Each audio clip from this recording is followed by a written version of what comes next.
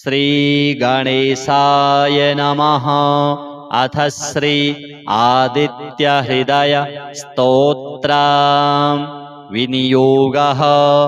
ॐ अस्य श्री आदित्यहृदय स्तोत्रमन्त्रस्य श्री अगस्त्य ऋषिः अनुष्टुप् छन्दः। श्री आदित्यहृदय भूतो भगवान् ब्रह्मा देवताः। ॐ बीजं रश्मिमतेरिति शक्तिः। ॐ तत्सवितुरित्यादि गायत्री कीलकं निरस्ताशेषविघ्नतया ब्रह्म विद्यासिद्धौ सर्वत्र जयसिद्धौ च विनियोगः। ततो युद्धपरिश्रान्तं समरे चिन्तया स्थितं रावणं चाग्रतो दृष्ट्वा युद्धाय समुपस्थितं दैवतैश्च समागम्य द्रष्टुमभ्यागतो रणम् उपगम्याब्रवीद्राम मगस्त्यो भगवांस्तदा राम राम महाबाहो शृणु गुह्यं सनातनम् येन सर्वा नरीन् वत्स समरे विजयिष्यसे आदित्यहृदयं पुण्यं सर्वशत्रुविनाशनं जयावहं जपं नित्यमक्षयं परमं शिवं सर्वमङ्गलमाङ्गल्यं सर्वपापप्रणाशनं चिन्ताशोकप्रशमनं मायुर्वर्धनमुत्तमं रश्मिमन्तं समुद्यन्तं देवासुरनमस्कृतं पूजयस्व विवस्वन्तं भास्करं भुवनेश्वरं सर्वदेवात्मको ह्येष तेजस्वी रश्मिभावनः एष देवासुरगणान् लोकान् पाति गभस्तिभिः एष ब्रह्मा च विष्णुश्च शिवः स्कन्दः प्रजापतिः महेन्द्रो धनदः कालो यमः सोमो ह्यपाम्पतिः पितरो वसवः साध्या अश्विनौ मरुतो मनुः वायुर्वह्निः प्रजः प्राणो ऋतुकर्ता प्रभाकरः आदित्यः सविता सूर्यः खगः पूषा गभस्तिमान् सुवर्णसदृशो भानुर्हिरण्यरेता दिवाकरः हरिदस्वः सहस्रार्चिः सप्तसप्तिर्मरीचिमान् तिमिरोन्मथनः शम्भुस्त्वष्टा मार्तण्डकंसुमान् हिरण्यगर्भः शिशिरस्तपनो हस्करो रविः अग्निगर्भोदितेः पुत्रः शङ्खः शिशिरनाशनः व्योमनाथस्तमो भेदी ऋग्यजुः सामपारगः घनवृष्टिरपां मित्रो विन्ध्यवीथिप्लवङ्गमः आतपी मण्डली मृत्युः पिङ्गलः सर्वतापनः कविरविश्वो महातेजा रक्तः सर्वभवोद्भवः नक्षत्रग्रहताराणामधिपो विश्वभावनः तेजसामपि तेजस्वी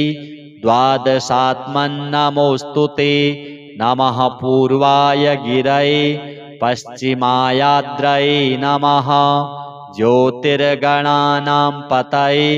दीनाधिपतये नमः जयाय जयभद्राय हर्यश्वाय नमो नमः नमो नमः सहस्रांशो आदित्याय नमो नमः नमः उग्राय वीराय सारंगाय नमो नमः नमः पद्मप्रबोधाय प्रचण्डाय नमोऽस्तु ते ब्रह्मेशानाच्युतेशाय सूरायादित्यवर्चसे भास्वते सर्वभक्षाय रौद्राय वपुषे नमः तमोघ्नाय हिमघ्नाय शत्रुघ्नायामितात्मने कृतघ्नघ्नाय देवाय ज्योतिषां पतये नमः तप्तचामीकराभाय हरये विश्वकर्मणे नमस्तमोभिनिघ्नाय रुचये लोकसाक्षिणे नाशयत येष वै भूतं तमेव सृजति प्रभुः पायत्येष तप्तेष वर्षतेष गभस्तिभिः एष सुप्तेषु जागरति भूतेषु परिनिष्ठितः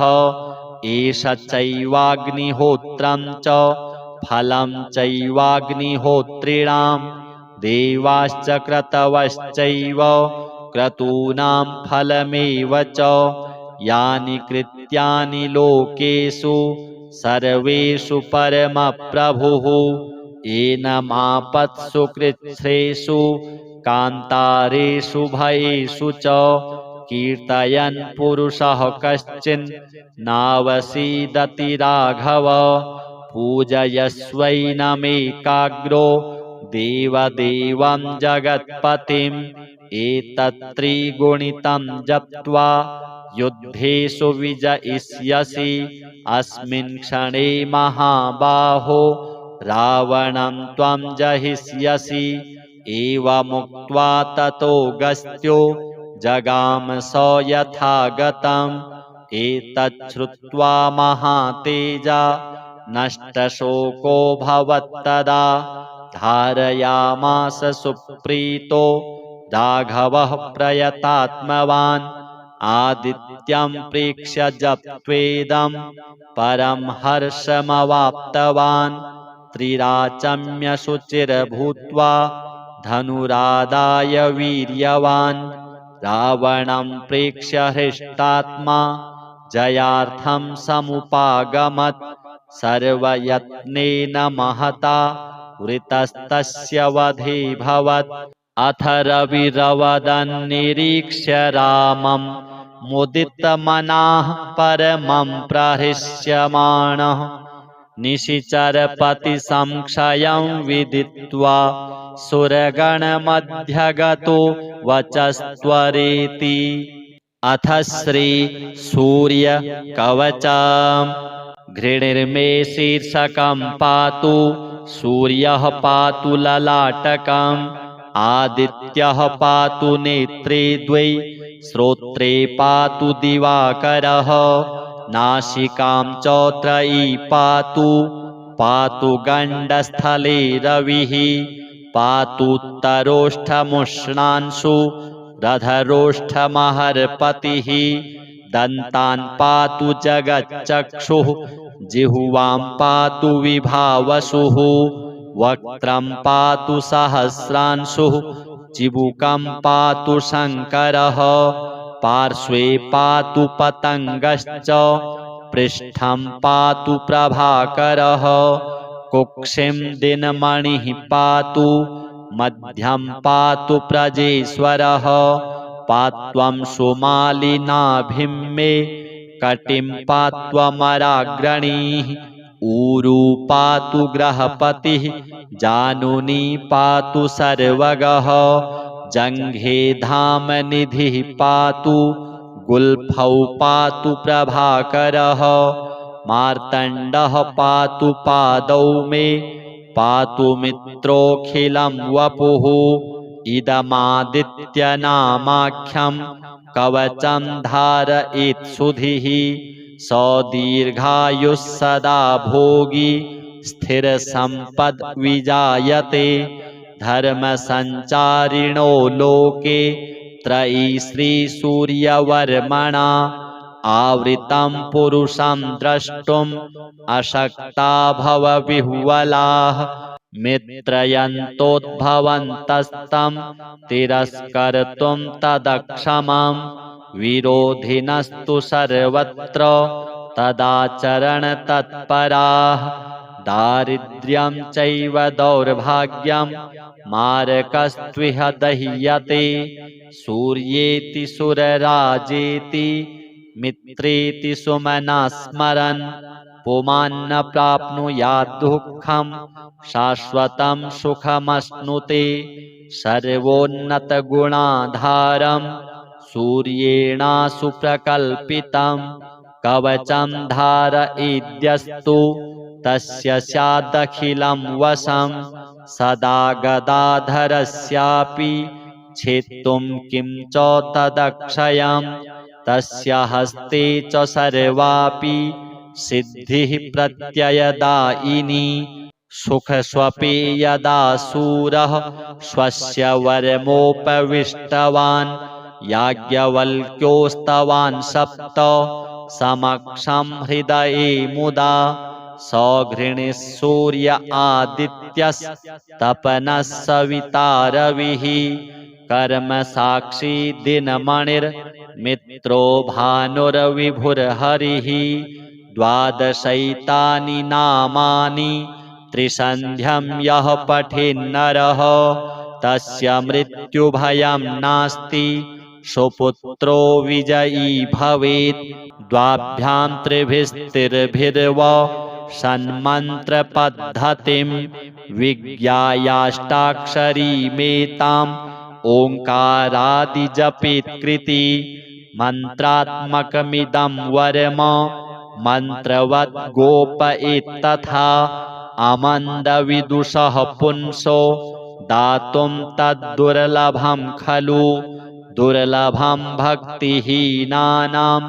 सुलभं पुण्यजीविनां य इदं पठते भक्त्या शृणुयाद्वा समाहितः तस्य पुण्यफलं वक्तुम् अशक्यं वर्षकोटिभिः। अथ श्री आदित्य द्वादशनाम स्तोत्रम्। एकचक्रो रथो यस्य दिव्यः कनकभूषणः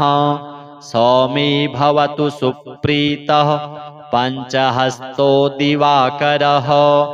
आदित्यः प्रथमं नामं द्वितीयं तु दिवाकरः आदित्यः प्रथमं नामं द्वितीयं तु दिवाकरः तृतीयं भास्करः प्रोक्तं चतुर्थं तु प्रभाकरः पंचमं तु सहस्रांशुः षष्ठं चैव त्रिलोचनः सप्तमं हरिदस्वश्च अष्टमं तु विभावसुः नवमं दिनकृत् प्रोक्तं दशमं द्वादशात्मकः एकादशं त्रयीमूर्तिर्द्वादशं सूर्य एव च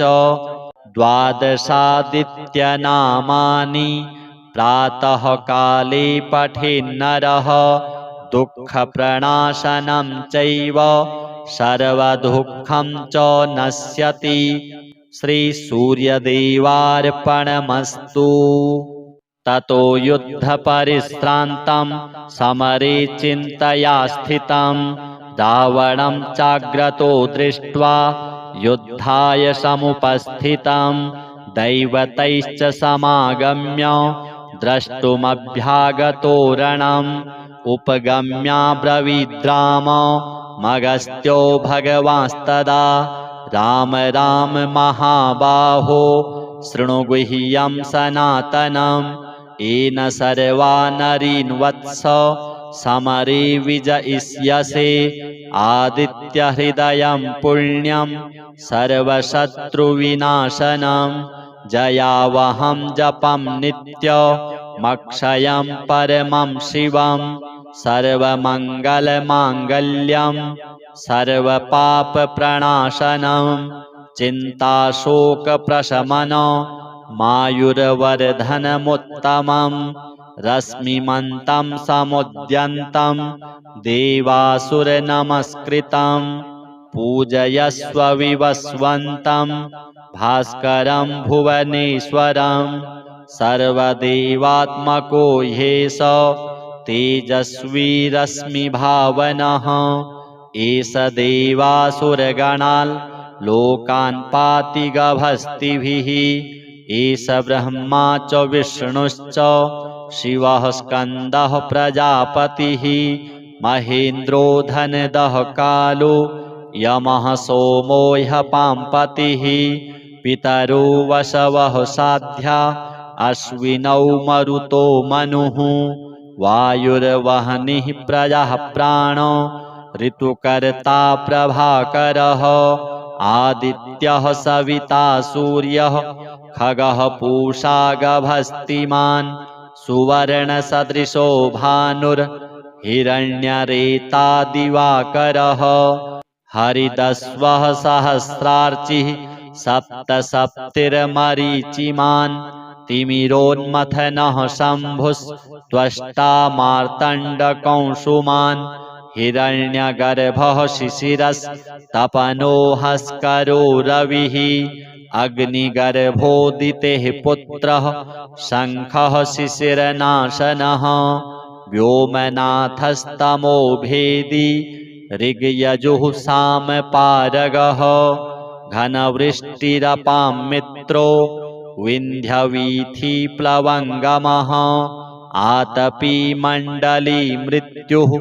पिङ्गलः सर्वतापनः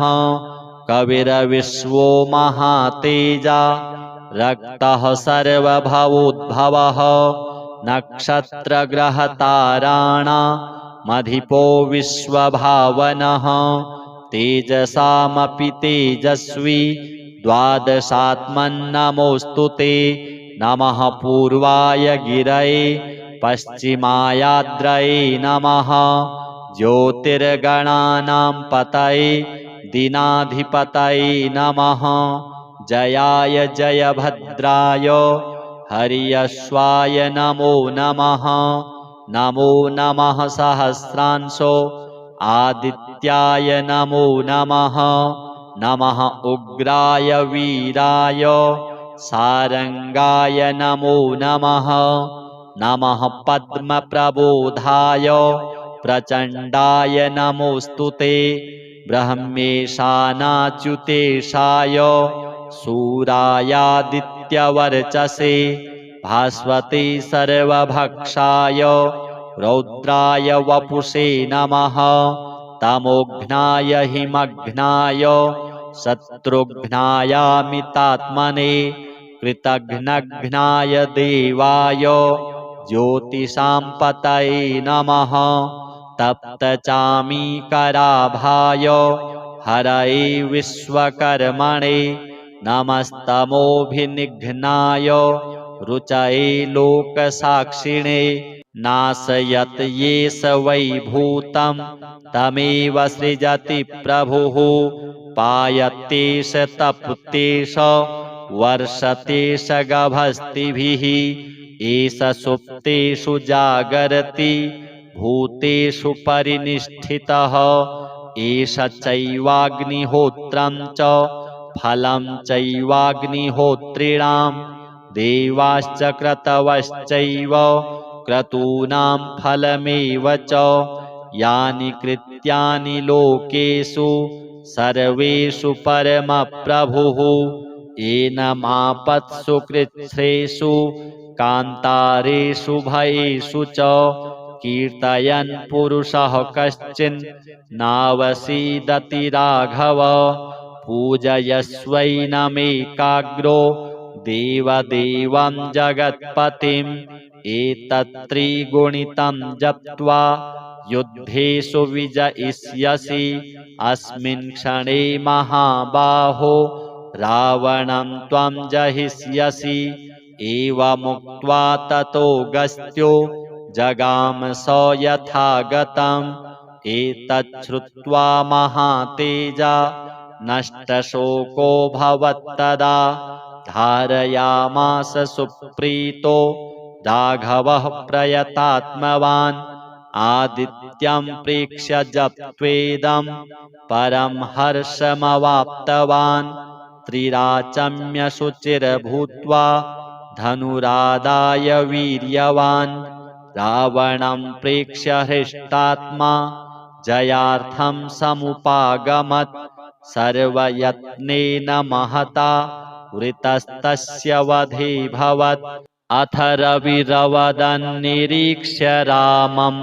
मुदितमनाः परमं प्रहृष्यमाणः निशिचरपतिसंक्षयं विदित्वा सुरगणमध्यगतो वचस्त्वरेति। अथ श्री सूर्य कवचम्। घृणिर्मे शीर्षकं पातु सूर्यः पातु ललाटकम् आदित्यः पातु नेत्रे द्वै श्रोत्रे पातु दिवाकरः नासिकां च त्रयी पातु पातु गण्डस्थले रविः पातुत्तरोष्ठमुष्णांशु रधरोष्ठमहर्पतिः दन्तान् पातु जगच्चक्षुः जिह्वां पातु विभावसुः वक्त्रं पातु सहस्रांशुः चिबुकं पातु शङ्करः पार्श्वे पातु पतङ्गश्च पृष्ठं पातु प्रभाकरः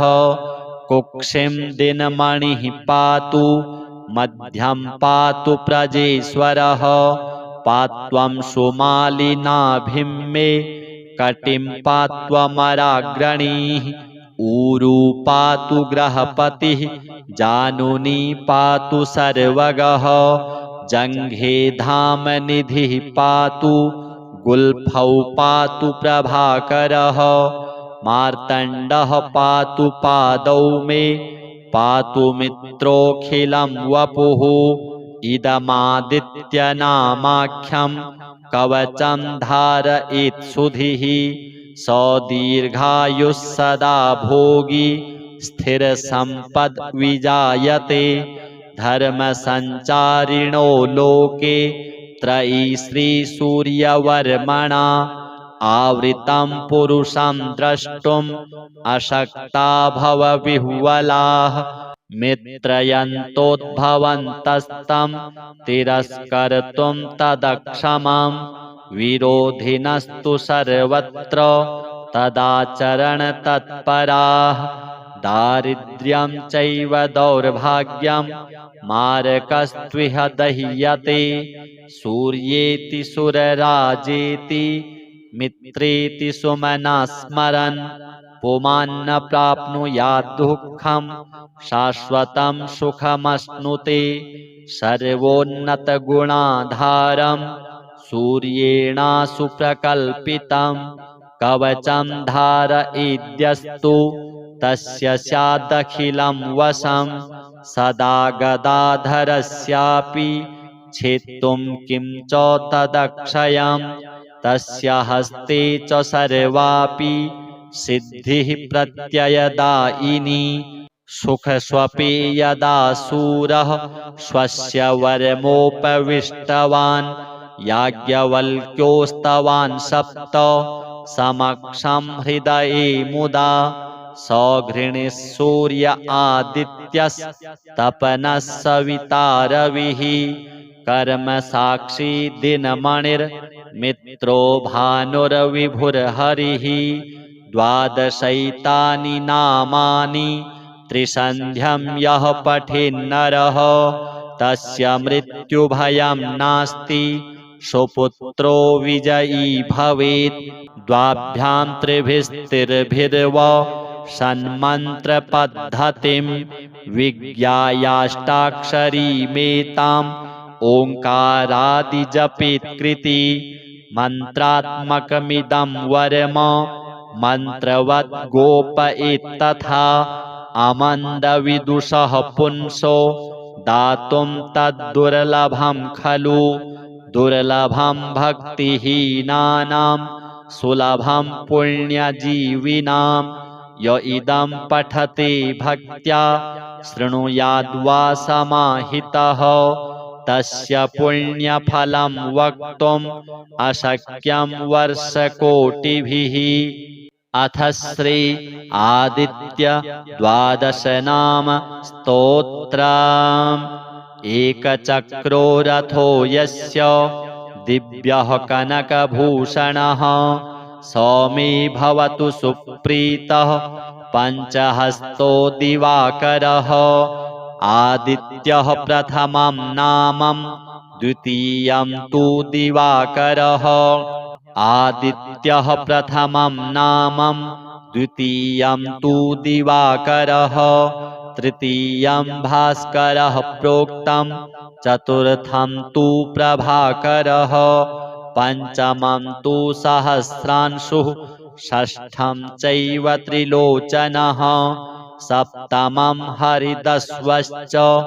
अष्टमं तु विभावसुः नवमं दिनकृत् प्रोक्तं दशमं द्वादशात्मकः एकादशं त्रयीमूर्तिर्द्वादशं सूर्य एव च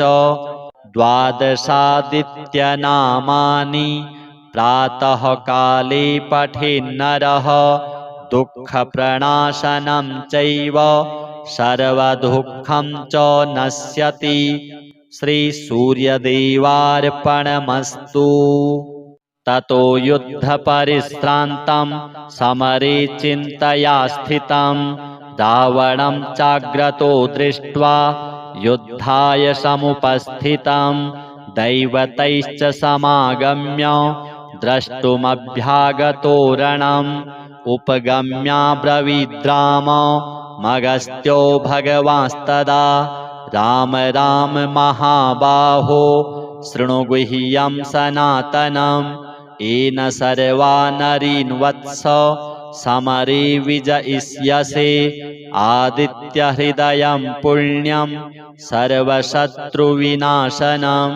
जयावहं जपं नित्यमक्षयं परमं शिवं सर्वमङ्गलमाङ्गल्यं सर्वपापप्रणाशनं चिन्ताशोकप्रशमनं मायुर्वर्धनमुत्तमं रश्मिमन्तं समुद्यन्तं देवासुरनमस्कृतं पूजयस्व विवस्वन्तं भास्करं भुवनेश्वरं सर्वदेवात्मको ह्येष तेजस्वी रश्मिभावनः एष देवासुरगणान् लोकान् पाति गभस्तिभिः एष ब्रह्मा च विष्णुश्च शिवः स्कन्दः प्रजापतिः महेन्द्रो धनदः कालो यमः सोमो ह्यः पाम्पतिः पितरो वसवः साध्या अश्विनौ मरुतो मनुः वायुर्वह्निः प्रजः प्राणो ऋतुकर्ता प्रभाकरः आदित्यः सविता सूर्यः खगः पूषा गभस्तिमान् सुवर्णसदृशो भानुर्हिरण्यरेता दिवाकरः हरिदस्वः सहस्रार्चिः सप्तसप्तिर्मरीचिमान् तिमिरोन्मथनः शम्भुस्त्वष्टा मार्तण्डकंसुमान् हिरण्यगर्भः शिशिरस्तपनो हस्करो रविः अग्निगर्भोदितेः पुत्रः शङ्खः शिशिरनाशनः व्योमनाथस्तमो भेदी ऋग्यजुः सामपारगः घनवृष्टिरपां मित्रो विन्ध्यवीथिप्लवङ्गमः आतपी मण्डली मृत्युः पिङ्गलः सर्वतापनः कविरविश्वो महातेजा रक्तः सर्वभवोद्भवः नक्षत्रग्रहताराणामधिपो विश्वभावनः तेजसामपि तेजस्वी द्वादशात्मन्नमोऽस्तु ते नमः पूर्वाय गिरये पश्चिमायाद्रये नमः ज्योतिर्गणानां पतये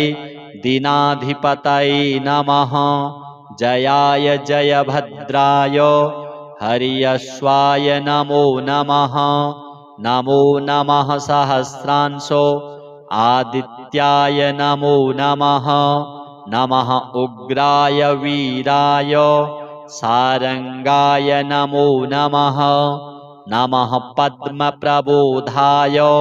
प्रचण्डाय नमोऽस्तु ते ब्रह्मेशानाच्युतेशाय सूरायादित्यवर्चसे भास्वते सर्वभक्षाय रौद्राय वपुषे नमः तमोघ्नाय हिमघ्नाय शत्रुघ्नायामितात्मने कृतघ्नघ्नाय देवाय ज्योतिषां पतये नमः तप्तचामीकराभाय हरये विश्वकर्मणे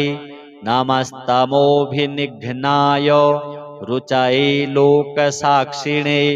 नाशयत येष वै भूतं तमेव सृजति प्रभुः पायत्येष तप्तेष वर्षतेष गभस्तिभिः एष सुप्तेषु जागरति भूतेषु परिनिष्ठितः एष चैवाग्निहोत्रं च फलं चैवाग्निहोत्रिणां देवाश्च क्रतवश्चैव क्रतूनां फलमेव च यानि कृत्यानि लोकेषु सर्वेषु परमप्रभुः एनमापत्सु कृच्छ्रेषु कान्तारेषु भयेषु च कीर्तयन् पुरुषः कश्चिन् नावसीदति राघव पूजयस्वैनमेकाग्रो देवदेवं जगत्पतिम् एतत्त्रिगुणितं जप्त्वा युद्धेषु विजयिष्यसि अस्मिन् क्षणे महाबाहो रावणं त्वं जहिष्यसि एवमुक्त्वा ततोऽगस्त्यो जगाम स यथागतम् एतच्छ्रुत्वा महातेजा नष्टशोकोऽभवत्तदा धारयामास सुप्रीतो राघवः प्रयतात्मवान् आदित्यं प्रेक्ष्य जप्त्वेदं परं हर्षमवाप्तवान् त्रिराचम्य शुचिर्भूत्वा धनुरादाय वीर्यवान् रावणं प्रेक्ष्य हृष्टात्मा जयार्थं समुपागमत् सर्वयत्नेन महता वृतस्तस्य वधेऽभवत् अथ रविरवदन्निरीक्ष्य रामं मुदितमनाः परमं प्रहृष्यमाणः निशिचरपतिसंक्षयं विदित्वा सुरगणमध्यगतो वचस्त्वरेति अथ श्रीसूर्यकवचम् घृणिर्मे शीर्षकं पातु सूर्यः पातु ललाटकम् आदित्यः पातु नेत्रे द्वै श्रोत्रे पातु दिवाकरः नासिकां च त्रयी पातु पातु गण्डस्थले रविः पातुत्तरोष्ठमुष्णांशु रधरोष्ठमहर्पतिः दन्तान् पातु जगच्चक्षुः जिह्वां पातु विभावसुः वक्त्रं पातु सहस्रांशुः चिबुकं पातु शङ्करः पार्श्वे पातु पतङ्गश्च पृष्ठं पातु प्रभाकरः कुक्षिं दिनमणिः पातु मध्यं पातु प्रजेश्वरः पात्वं सुमालिनाभिं मे कटिं पात्वमराग्रणीः ऊरू पातु ग्रहपतिः जानुनी पातु सर्वगः जङ्घे धामनिधिः पातु गुल्फौ पातु प्रभाकरः मार्तण्डः पातु पादौ मे पातु मित्रोऽखिलं वपुः इदमादित्यनामाख्यं कवचं धारयेत्सुधिः स दीर्घायुः सदा भोगी स्थिरसम्पद्विजायते धर्मसञ्चारिणो लोके त्रयी श्रीसूर्यवर्मणा आवृतं पुरुषं द्रष्टुम् अशक्ता भवविह्वलाः मित्रयन्तोद्भवन्तस्तं तिरस्कर्तुं तदक्षमं विरोधिनस्तु सर्वत्र तदाचरणतत्पराः दारिद्र्यं चैव दौर्भाग्यं मारकस्त्विह दह्यते सूर्येति सुरराजेति मित्रेति सुमनः स्मरन् पुमान्न प्राप्नुयात् दुःखं शाश्वतं सुखमश्नुते सर्वोन्नतगुणाधारं सूर्येणासु प्रकल्पितं कवचं धारयेद्यस्तु तस्य स्यादखिलं वशं सदा गदाधरस्यापि छेत्तुं किं च तदक्षयं तस्य हस्ते च सर्वापि सिद्धिः प्रत्ययदायिनी सुखस्वपि यदा सूरः स्वस्य वरमोपविष्टवान् याज्ञवल्क्योस्तवान् सप्त समक्षं हृदये मुदा सौघृणीः सूर्य आदित्यस्तपनः सविता रविः कर्मसाक्षी दिनमणिर्मित्रो भानुर्विभुर्हरिः द्वादशैतानि नामानि त्रिसन्ध्यं यः पठेन्नरः तस्य मृत्युभयं नास्ति सुपुत्रो विजयी भवेत् द्वाभ्यां त्रिभिस्तिर्भिर्व सन्मन्त्रपद्धतिं विज्ञायाष्टाक्षरीमेताम् ओङ्कारादिजपेत्कृति मन्त्रात्मकमिदं वरम मन्त्रवद् गोपयेत्तथा अमन्दविदुषः पुंसो दातुं तद्दुर्लभं खलु दुर्लभं भक्तिहीनानां सुलभं पुण्यजीविनां य इदं पठते भक्त्या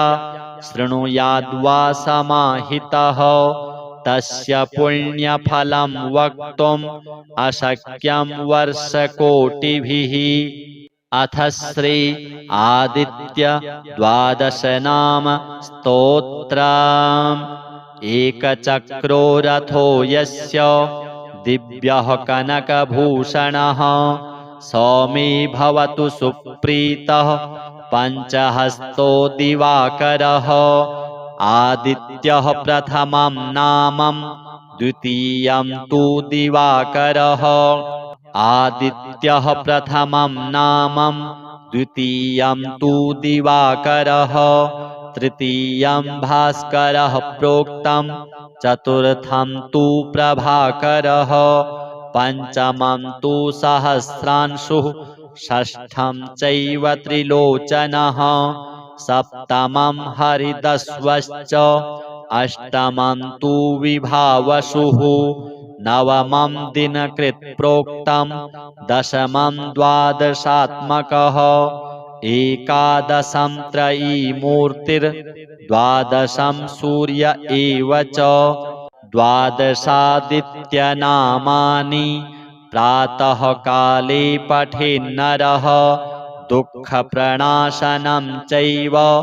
सर्वदुःखं च नश्यति। श्रीसूर्यदेवार्पणमस्तु। ततो युद्धपरिश्रान्तं समरे चिन्तया स्थितं रावणं चाग्रतो दृष्ट्वा युद्धाय समुपस्थितं दैवतैश्च समागम्य द्रष्टुमभ्यागतो रणम् उपगम्याब्रवीद्राम मगस्त्यो भगवांस्तदा राम राम महाबाहो शृणु गुह्यं सनातनम् येन सर्वा नरीन् वत्स समरे विजयिष्यसे आदित्यहृदयं पुण्यं सर्वशत्रुविनाशनं जयावहं जपं नित्यमक्षयं परमं शिवं सर्वमङ्गलमाङ्गल्यं सर्वपापप्रणाशनं चिन्ताशोकप्रशमनं मायुर्वर्धनमुत्तमं रश्मिमन्तं समुद्यन्तं देवासुरनमस्कृतं पूजयस्व विवस्वन्तं भास्करं भुवनेश्वरं सर्वदेवात्मको ह्येष तेजस्वी रश्मिभावनः एष देवासुरगणान् लोकान् पाति गभस्तिभिः एष ब्रह्मा च विष्णुश्च शिवः स्कन्दः प्रजापतिः महेन्द्रो धनदः कालो यमः सोमो ह्यः पाम्पतिः पितरो वसवः साध्या अश्विनौ मरुतो मनुः वायुर्वह्निः प्रजः प्राणो ऋतुकर्ता प्रभाकरः आदित्यः सविता सूर्यः खगः पूषा गभस्तिमान् सुवर्णसदृशो भानुर्हिरण्यरेता दिवाकरः हरिदस्वः सहस्रार्चिः सप्तसप्तिर्मरीचिमान् तिमिरोन्मथनः शम्भुस्त्वष्टा मार्तण्डकंसुमान् हिरण्यगर्भः शिशिरस्तपनो हस्करो रविः अग्निगर्भोदितेः पुत्रः शङ्खः शिशिरनाशनः व्योमनाथस्तमो भेदी ऋग्यजुः सामपारगः घनवृष्टिरपां मित्रो विन्ध्यवीथिप्लवङ्गमः आतपी मण्डली मृत्युः पिङ्गलः सर्वतापनः कविर्विश्वो महातेजा रक्तः सर्वभवोद्भवः नक्षत्रग्रहताराणामधिपो विश्वभावनः तेजसामपि तेजस्वी द्वादशात्मन्नमोऽस्तु ते नमः पूर्वाय गिरये पश्चिमायाद्रये नमः ज्योतिर्गणानां पतये दीनाधिपतये नमः जयाय जयभद्राय हर्यश्वाय नमो नमः नमो नमः सहस्रांशो आदित्याय नमो नमः नमः उग्राय वीराय सारंगाय नमो नमः नमः पद्मप्रबोधाय प्रचण्डाय नमोऽस्तु ते ब्रह्मेशानाच्युतेशाय सूरायादित्यवर्चसे भास्वते सर्वभक्षाय रौद्राय वपुषे नमः तमोघ्नाय हिमघ्नाय शत्रुघ्नायामितात्मने कृतघ्नघ्नाय देवाय ज्योतिषां पतये नमः तप्तचामीकराभाय हरये विश्वकर्मणे नमस्तमोभिनिघ्नाय रुचये लोकसाक्षिणे नाशयत् येष वै भूतं तमेव सृजति प्रभुः पायत्येष तप्तेष वर्षतेष गभस्तिभिः एष सुप्तेषु जागरति भूतेषु परिनिष्ठितः एष चैवाग्निहोत्रं च फलं चैवाग्निहोत्रिणां देवाश्च क्रतवश्चैव क्रतूनां फलमेव च यानि कृत्यानि लोकेषु सर्वेषु परमप्रभुः एनमापत्सु कृच्छ्रेषु कान्तारेषु भयेषु च कीर्तयन् पुरुषः कश्चिन् नावसीदति राघव पूजयस्वैनमेकाग्रो देवदेवं जगत्पतिम् एतत्त्रिगुणितं जप्त्वा युद्धेषु विजयिष्यसि अस्मिन् क्षणे महाबाहो रावणं त्वं जहिष्यसि एवमुक्त्वा ततोऽगस्त्यो जगाम स यथागतम् एतच्छ्रुत्वा महातेजा नष्टशोको भवत्तदा धारयामास सुप्रीतो राघवः प्रयतात्मवान् आदित्यं प्रेक्ष्य जप्त्वेदं परं हर्षमवाप्तवान् त्रिराचम्य शुचिर्भूत्वा धनुरादाय वीर्यवान् रावणं प्रेक्ष्य हृष्टात्मा जयार्थं समुपागमत् सर्वयत्नेन महता वृतस्तस्य वधेऽभवत् अथ रविरवदन्निरीक्ष्य रामं मुदितमनाः परमं प्रहृष्यमाणः निशिचरपतिसंक्षयं विदित्वा सुरगणमध्यगतो वचस्त्वरेति अथ श्रीसूर्यकवचम् घृणिर्मे शीर्षकं पातु सूर्यः पातु ललाटकम् आदित्यः पातु नेत्रे द्वै श्रोत्रे पातु दिवाकरः नासिकां च त्रयी पातु पातु गण्डस्थले रविः पातुत्तरोष्ठमुष्णांशु रधरोष्ठमहर्पतिः दन्तान् पातु जगच्चक्षुः जिह्वां पातु विभावसुः वक्त्रं पातु सहस्रांशुः चिबुकं पातु शङ्करः पार्श्वे पातु पतङ्गश्च पृष्ठं पातु प्रभाकरः कुक्षिं दिनमणिः पातु मध्यं पातु प्रजेश्वरः पात्वं सुमालिनाभिं मे कटिं पात्वमराग्रणीः ऊरू पातु ग्रहपतिः जानुनी पातु सर्वगः जङ्घे धामनिधिः पातु गुल्फौ पातु प्रभाकरः मार्तण्डः पातु पादौ मे पातु मित्रोऽखिलं वपुः इदमादित्यनामाख्यं कवचं धारयेत्सुधिः स दीर्घायुः सदा भोगी स्थिरसम्पद्विजायते धर्मसञ्चारिणो लोके त्रयी श्रीसूर्यवर्मणा आवृतं पुरुषं द्रष्टुम् अशक्ता भवविह्वलाः मित्रयन्तोद्भवन्तस्तं तिरस्कर्तुं तदक्षमं विरोधिनस्तु सर्वत्र तदाचरणतत्पराः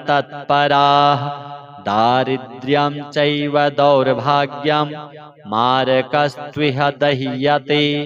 सूर्येति सुरराजेति मित्रेति सुमना स्मरन्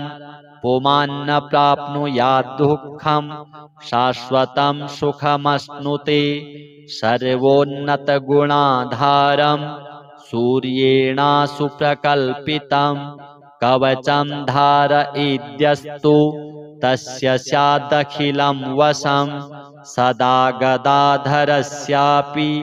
छेत्तुं किं च तदक्षयं तस्य हस्ते च सर्वापि सिद्धिः प्रत्ययदायिनी सुखस्वपि यदा शूरः स्वस्य वरमोपविष्टवान् याज्ञवल्क्योस्तवान् सप्त समक्षं हृदये मुदा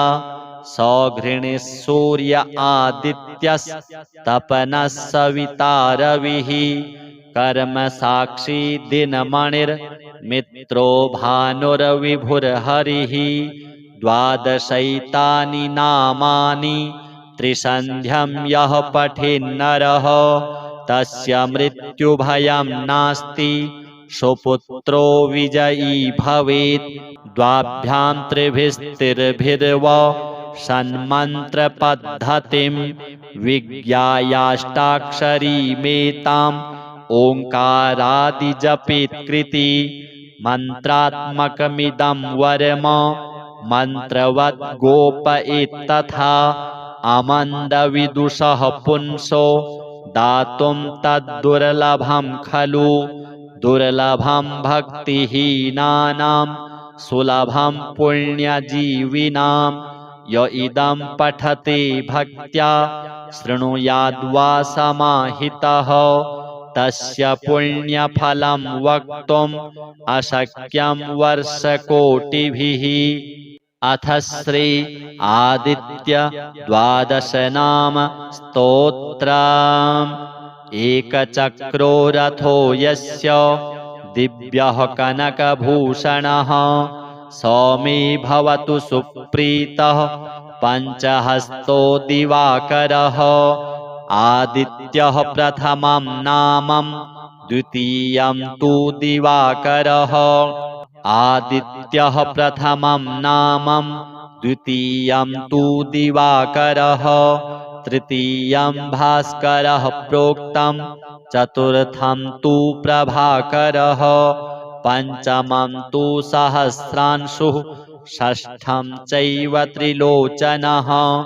सप्तमं हरिदस्वश्च अष्टमं तु विभावसुः नवमं दिनकृत् प्रोक्तं दशमं द्वादशात्मकः एकादशं त्रयीमूर्तिर्द्वादशं सूर्य एव च द्वादशादित्यनामानि प्रातः काले पठेन्नरः दुःखप्रणाशनं चैव सर्वदुःखं च नश्यति श्रीसूर्यदेवार्पणमस्तु। ततो युद्धपरिश्रान्तं समरे चिन्तया स्थितं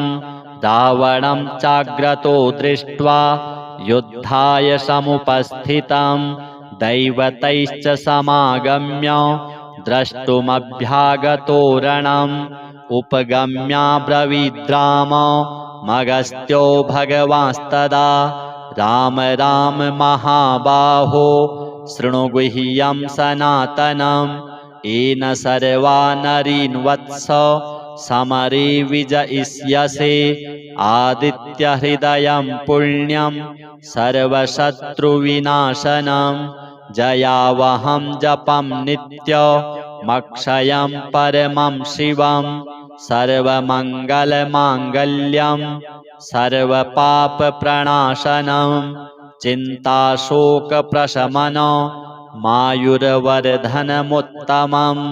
रश्मिमन्तं समुद्यन्तं देवासुरनमस्कृतं पूजयस्व विवस्वन्तं भास्करं भुवनेश्वरं सर्वदेवात्मको ह्येष तेजस्वी रश्मिभावनः एष देवासुरगणान् लोकान् पाति गभस्तिभिः एष ब्रह्मा च विष्णुश्च शिवः स्कन्दः प्रजापतिः महेन्द्रो धनदः कालो यमः सोमो ह्यपाम्पतिः पितरो वसवः साध्या अश्विनौ मरुतो मनुः वायुर्वह्निः प्रजः प्राणो ऋतुकर्ता प्रभाकरः आदित्यः सविता सूर्यः खगः पूषा गभस्तिमान् सुवर्णसदृशो भानुर्हिरण्यरेता दिवाकरः हरिदस्वः सहस्रार्चिः सप्तसप्तिर्मरीचिमान् तिमिरोन्मथनः शम्भुस्त्वष्टा मार्तण्डकंसुमान् हिरण्यगर्भः शिशिरस्तपनो हस्करो रविः अग्निगर्भोदितेः पुत्रः शङ्खः शिशिरनाशनः व्योमनाथस्तमो भेदी ऋग्यजुः सामपारगः घनवृष्टिरपां मित्रो विन्ध्यवीथिप्लवङ्गमः आतपी मण्डली मृत्युः पिङ्गलः सर्वतापनः कविरविश्वो महातेजा रक्तः सर्वभवोद्भवः नक्षत्रग्रहताराणामधिपो विश्वभावनः तेजसामपि तेजस्वी द्वादशात्मन्नमोऽस्तु ते नमः पूर्वाय गिरये पश्चिमायाद्रये नमः ज्योतिर्गणानां पतये दीनाधिपतये नमः जयाय जयभद्राय हर्यश्वाय नमो नमः नमो नमः सहस्रांशो आदित्याय नमो नमः नमः उग्राय वीराय सारंगाय नमो नमः नमः पद्मप्रबोधाय प्रचण्डाय नमोऽस्तु ते ब्रह्मेशानाच्युतेशाय शूरायादित्यवर्चसे भास्वते सर्वभक्षाय रौद्राय वपुषे नमः तमोघ्नाय हिमघ्नाय शत्रुघ्नायामितात्मने कृतघ्नघ्नाय देवाय ज्योतिषां पतये नमः तप्तचामीकराभाय हरये विश्वकर्मणे नमस्तमोभिनिघ्नाय रुचये लोकसाक्षिणे नाशयत येष वै भूतं तमेव सृजति प्रभुः पायत्येष तप्तेष वर्षतेष गभस्तिभिः एष सुप्तेषु जागरति भूतेषु परिनिष्ठितः एष चैवाग्निहोत्रं च फलं चैवाग्निहोत्रिणां देवाश्च क्रतवश्चैव क्रतूनां फलमेव च यानि कृत्यानि लोकेषु सर्वेषु परमप्रभुः एनमापत्सु कृच्छ्रेषु कान्तारेषु भयेषु च कीर्तयन् पुरुषः कश्चिन् नावसीदति राघव पूजयस्वैनमेकाग्रो देवदेवं जगत्पतिम् एतत्त्रिगुणितं जप्त्वा युद्धेषु विजयिष्यसि अस्मिन् क्षणे महाबाहो रावणं त्वं जहिष्यसि एवमुक्त्वा ततोऽगस्त्यो जगाम स यथागतम् एतच्छ्रुत्वा महातेजा नष्टशोको भवत्तदा धारयामास सुप्रीतो राघवः प्रयतात्मवान् आदित्यं प्रेक्ष्य जप्त्वेदं परं हर्षमवाप्तवान् त्रिराचम्य शुचिर्भूत्वा धनुरादाय वीर्यवान् रावणं प्रेक्ष्य हृष्टात्मा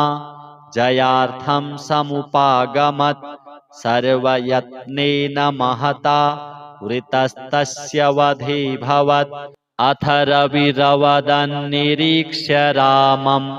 मुदितमनाः परमं प्रहृष्यमाणः निशिचरपतिसंक्षयं विदित्वा सुरगणमध्यगतो वचस्त्वरेति अथ श्रीसूर्यकवचम् घृणिर्मे शीर्षकं पातु सूर्यः पातु ललाटकम् आदित्यः पातु नेत्रे द्वै श्रोत्रे पातु दिवाकरः नासिकां च त्रयी पातु पातु गण्डस्थले रविः पातुत्तरोष्ठमुष्णांशु रधरोष्ठमहर्पतिः दन्तान् पातु जगच्चक्षुः जिह्वां पातु विभावसुः वक्त्रं पातु सहस्रांशुः चिबुकं पातु शङ्करः पार्श्वे पातु पतङ्गश्च पृष्ठं पातु प्रभाकरः कुक्षिं दिनमणिः पातु मध्यं पातु प्रजेश्वरः पात्वं सुमालिनाभिं मे कटिं पात्वमराग्रणीः ऊरू पातु ग्रहपतिः जानुनी पातु सर्वगः जङ्घे धामनिधिः पातु गुल्फौ पातु प्रभाकरः मार्तण्डः पातु पादौ मे पातु मित्रोऽखिलं वपुः इदमादित्यनामाख्यं कवचं धारयेत्सुधिः स दीर्घायुः सदा भोगी स्थिरसम्पद्विजायते धर्मसञ्चारिणो लोके त्रयी श्रीसूर्यवर्मणा आवृतं पुरुषं द्रष्टुम् अशक्ता भवविह्वलाः मित्रयन्तोद्भवन्तस्तं तिरस्कर्तुं तदक्षमां विरोधिनस्तु सर्वत्र तदाचरणतत्पराः दारिद्र्यं चैव दौर्भाग्यं मारकस्त्विह दह्यते सूर्येति सुरराजेति मित्रेति सुमना स्मरन् पुमान्न प्राप्नुयात् दुःखं शाश्वतं सुखमश्नुते सर्वोन्नतगुणाधारं सूर्येणासु प्रकल्पितं कवचं धारयेद्यस्तु तस्य स्यादखिलं वशं सदा गदाधरस्यापि छेत्तुं किं च तदक्षयं तस्य हस्ते च सर्वापि सिद्धिः प्रत्ययदायिनी सुखस्वपि यदा शूरः स्वस्य वरमोपविष्टवान् याज्ञवल्क्योस्तवान् सप्त समक्षं हृदये मुदा सघृणिः सूर्य आदित्यस्तपनः सविता रविः कर्मसाक्षी दिनमणिर्मित्रो भानुर्विभुर्हरिः द्वादशैतानि नामानि त्रिसन्ध्यं यः पठेन्नरः तस्य मृत्युभयं नास्ति सुपुत्रो विजयी भवेत् द्वाभ्यां त्रिभिस्तिर्भिर्वा सन्मन्त्रपद्धतिं विज्ञायाष्टाक्षरीमेताम् ओङ्कारादिजपेत्कृति मन्त्रात्मकमिदं वरम मन्त्रवद् गोपयेत्तथा अमन्दविदुषः पुंसो दातुं तद्दुर्लभं खलु दुर्लभं भक्तिहीनानां सुलभं पुण्यजीविनां य इदं पठते भक्त्या शृणुयाद्वा समाहितः तस्य पुण्यफलं वक्तुम् अशक्यं वर्षकोटिभिः। अथ श्री आदित्य द्वादशनाम स्तोत्रम्। एकचक्रो रथो यस्य दिव्यः कनकभूषणः सौमे भवतु सुप्रीतः पञ्चहस्तो दिवाकरः आदित्यः प्रथमं नामं द्वितीयं तु दिवाकरः आदित्यः प्रथमं नामं द्वितीयं तु दिवाकरः तृतीयं भास्करः प्रोक्तं चतुर्थं तु प्रभाकरः पंचमं तु सहस्रांशुः षष्ठं चैव त्रिलोचनः सप्तमं हरिदस्वश्च अष्टमं तु विभावसुः नवमं दिनकृत् प्रोक्तं दशमं द्वादशात्मकः एकादशं त्रयीमूर्तिर्द्वादशं सूर्य एव च द्वादशादित्यनामानि प्रातः काले पठेन्नरः दुःखप्रणाशनं चैव सर्वदुःखं च नश्यति। श्री सूर्यदेवार्पणमस्तु।